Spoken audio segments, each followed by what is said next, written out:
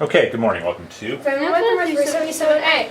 FamilyMath377a. So we're back to doing a mix project today, partly out of patty paper geometry and partly from an old AMC 10 math problem that was a very interesting problem. It gave you a lot of trouble, and we're just going to study it through patty paper if we can. We're going to give it a try. Okay.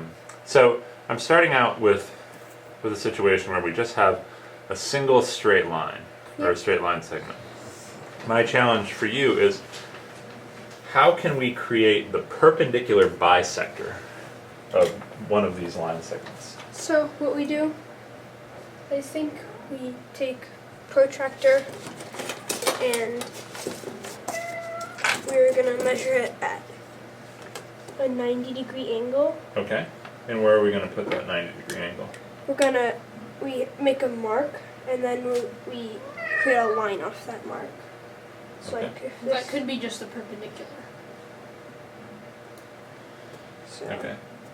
like, well, if that would be just maybe a perpendicular, but so maybe we have to measure the line first. Okay. Measure the line. Let's see. It's about 2 inches. So we could maybe put it at 1 inch. Okay. At a 90-degree angle. So this is 1 inch right here. And we have to use a 90-degree angle. Put it on the dot.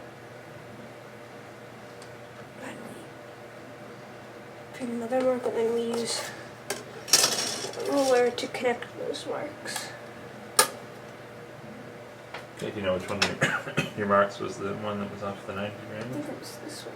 Okay. I'm not sure which one it was, but that's fine. Down. And that's almost exact. Okay, so that's one way. Cuts it in half. Very good. So we could measure and then use a protractor, and then we've made a perpendicular bisector. Do you have an alternate way? Well, since this is patty paper, you can fold it over so the vertices touch, and like that, and then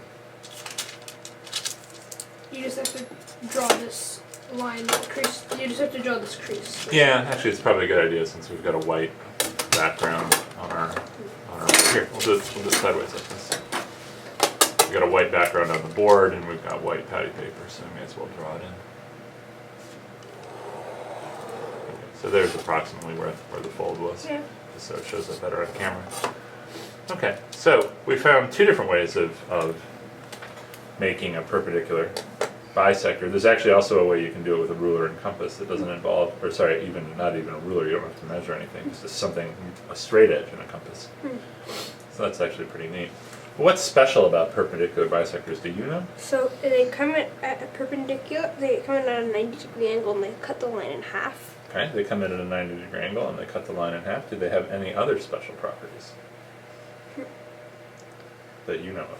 Well, I think maybe you can create a right triangle.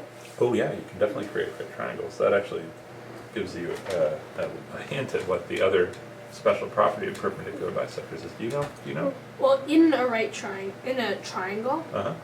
the intersection of the perpendicular bisectors, I think, is the circumcircle. That's The true. center of the circumcircle. That's true, and we'll come to that maybe in another project, or maybe we've already talked about that in a project. But there's something else special about this line that you draw that's the perpendicular bisector. Well, you could create like a square with them. You could. A triangle. So, Do you know? What's special about the perpendicular bisector? Well, And it's the reason the intersection gives you the circumcircle in a triangle. well, it bisects the side. Yeah?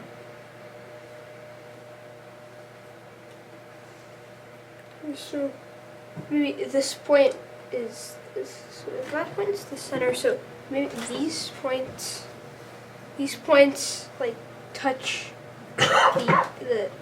these points are now you create a circle and they're tangent to the circle. Let's go on to the next project, part of the Okay. project.